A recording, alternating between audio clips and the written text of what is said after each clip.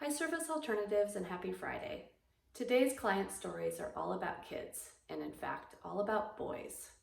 The first story is about a young man that we are serving up in Ferndale, and Aisha Somani, the program manager for our Harksel and Riverside programs, contacted me about this story. It's about a young man who is struggling with settling into the program. He was really struggling in specific with his self-care. He spent a lot of time in his room, wasn't very interested in coming out and joining everybody, and the program was struggling with figuring out how to help him really feel safe and comfortable. He also is a young man who has tremendous art skills, and the way the staff ended up coming together to find a different way to support him was by engaging with him through his art. One hallmark of positive behavior support, if you all recall, is really building on a strength, capitalizing on that to support somebody to really grow an area that might be a deficit.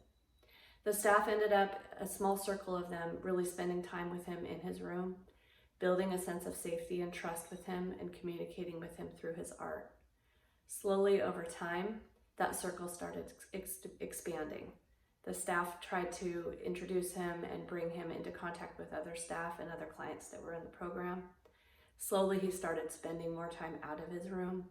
And by doing so, he really was able to make the steps he needed to make toward independence with his personal care. It's a story that shows the level of compassion and care that goes into supporting the clients that are in our programs.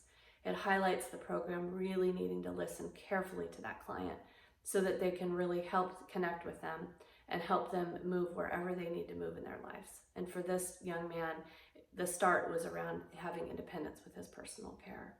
So I commend the Ferndale program for the work you did to really listen and really connect the necessity between safety and really being able to make progress.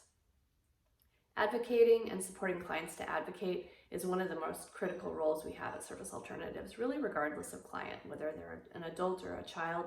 Supporting them to have their voice and find their voice, whether it's with a word or with art or whatever it might be, is one of the core skills that we are often helping clients with. And these other two stories get to advocacy as well. The first is about a young man that's been supported by our Vancouver program. He was at a therapeutic foster care program and really successful. He really wanted to go back to his tribal home community and spoke up pretty loudly, it sounds like, to advocate for his needs, but for a variety of reasons, his voice wasn't heard in the way it needed to be heard. It actually took the program needing to provide a 30-day notice to our customer, letting them know that we couldn't serve him any longer. And that really highlights a level of integrity by the program as well, because he truly was in a level of service we were providing that was higher than what he needed. So it's a story, again, that highlights the advocacy of this youth, as well as the advocacy of the program and really helping somebody get where they needed to go. The third story is a young man at Alpine Program, and he was using his voice to advocate for a desire to have unsupervised overnight visits with his mom. And the program worked with him, and he's made it happen. And so again, it's just something to celebrate in terms of so much of our work is helping a client find their voice and helping their voice get to the right place and in a safe way. And I commend all three of these programs for the way you're modeling that advocacy and the way you're really representing all of SA values in their entirety. Providing this level of care to youth and to adults alike really takes a lot out of us. To really listen carefully and understand a client and really help them progress takes a lot of energy. Many of us who come into the human services field are individuals that really like to pour ourselves into others, and it is that much more critical to focus on our self-care. Southwest Washington staff, a number of them, it sounds like have been doing a lot of outdoor adventures, whether it's hiking or just being outside and enjoying the beauty of what's outside. And I encourage you each to think about what you do for self-care. Do you like to do crafts? Do you like to read? Do you like to binge watch something on Netflix? Do you like to play pickleball?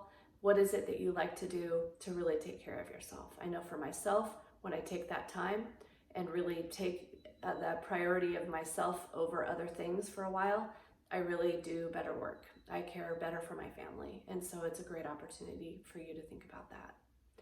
Lastly, we've made some good progress on vaccines. We've had a number of other people not only qualify, but be able to actually get their vaccines. And we're getting more information slowly over time about what phases different employees will come into in terms of vaccines. I really encourage you to take the opportunity to get it. It's really a step we can all take to support the safety of our clients, support the safety of our communities, and support the safety of ourselves. On that note, have a great weekend all. Bye-bye.